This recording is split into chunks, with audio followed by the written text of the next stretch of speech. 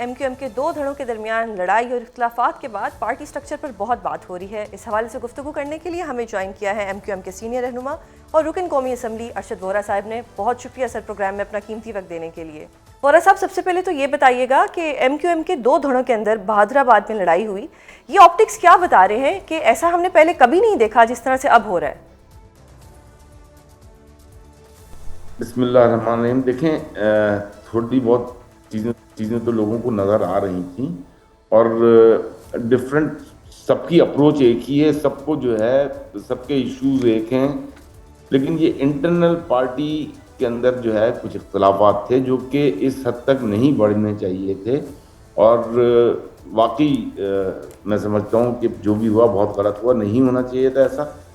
लेकिन अब मेरे ख्याल से बैठ के इनका डिस्कशन हो गया है और तमाम लीडर आपस में बैठ गए हैं और अब ये इस जो है मिलकर ही ज़ाहिर इस पार्टी को चलाना है सबने।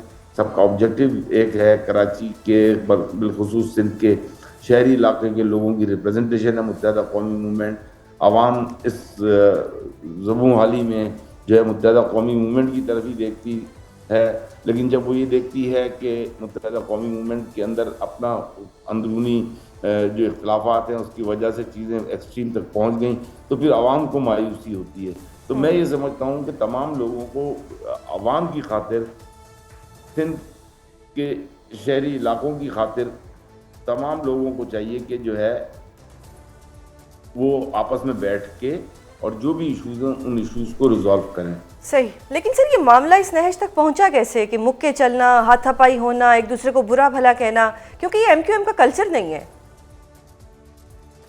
जी, MQM का कल्चर नहीं है, लेकिन बस चीज़ें हो जाती हैं, बाज़ दफ़ा जो ना होना चाहिए वो भी हो जाता है। It's very unfortunate, that's what I am saying कि ये बहुत ही मैं समझता हूँ कि MQM के पूरे 30 साल दौर में ये सबसे वर्स्ट सिचुएशन थी, वर्स्ट सिनेरियो था जिस सिनेरियो में ये तमाम चीज़ें हुई हैं और इसको ओवरकम कर लिया गया है मैं समझता हूँ। और इंशाअल्लाह ताला आइंदा नहीं होना चाहिए इस किस्म की कोई चीज़ें।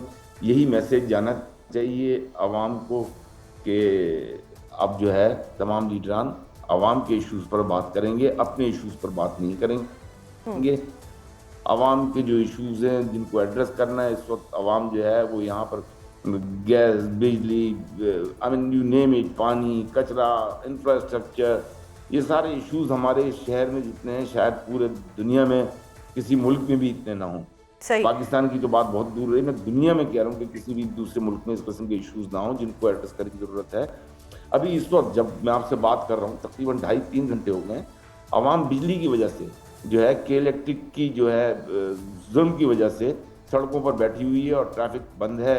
गरीबाबाद से लेके पूरा हसन स्क्वायर से लेके डिस्ट्रिक्ट सेंट्रल ये कट ऑफ हुआ है टोटली, क्योंकि ट्रैफिक को मूव नहीं होने दे रहे।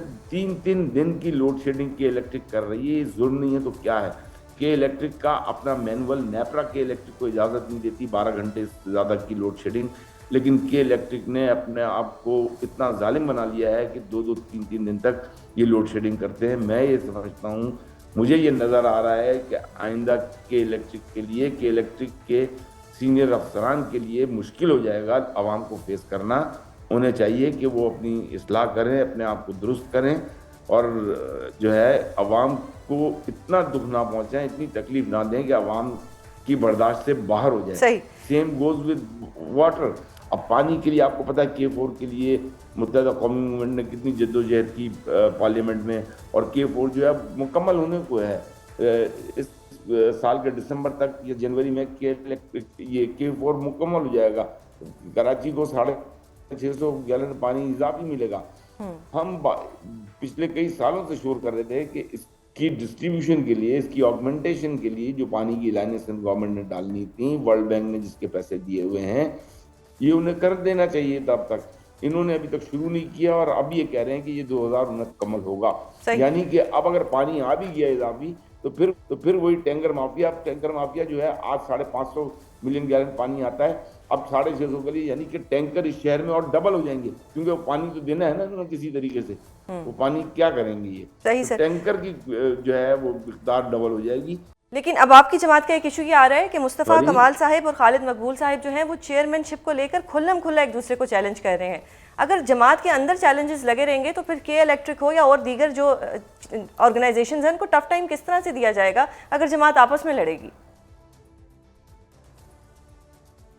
मेरे ख्याल से अब जब बात हुई है तो देखिए सुजन, जब बात हो गई है तो अब मेरे ख्याल से बैठकर ये चीज़ें तय हो जाएंगी। सही। एमक्यूएम में जो है मिल बैठकर ही फैसले होते हैं कि कौन चेयरमैन होगा, कौन सीनियर वाइस चेयरमैन होगा।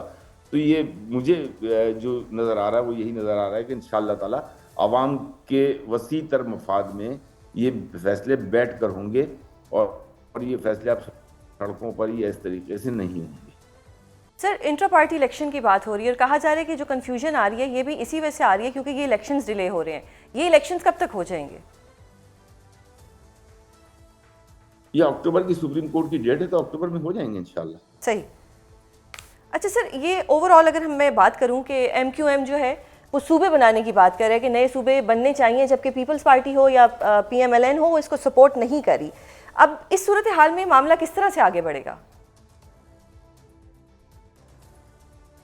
देखें, जब 18वीं तरमीम हुई थी उस वक्त एमक्यूएम ने इस लालच में 18वीं तरमीम को सपोर्ट किया था कि आर्टिकल 140A जब उसमें इनकॉर्पोरेट किया गया था तो इख्तियारात को निचली सतह तक मुंतकिल किया जाएगा। एम्पावरमेंट टू दी पीपल का स्लोगन था, लेकिन अनफॉर्चुनेटली किसी भी बड़ी जमात ने एम्पावरमेंट जो है उसको ट्रिकल डाउन इफेक्ट उसका नीचे तक नहीं आया, बल्कि उन्होंने जो है उसको अपने तक महदूद रखा और जो है अपने पास ही तमाम चीज़ों को अक्यूमुलेट किया गया।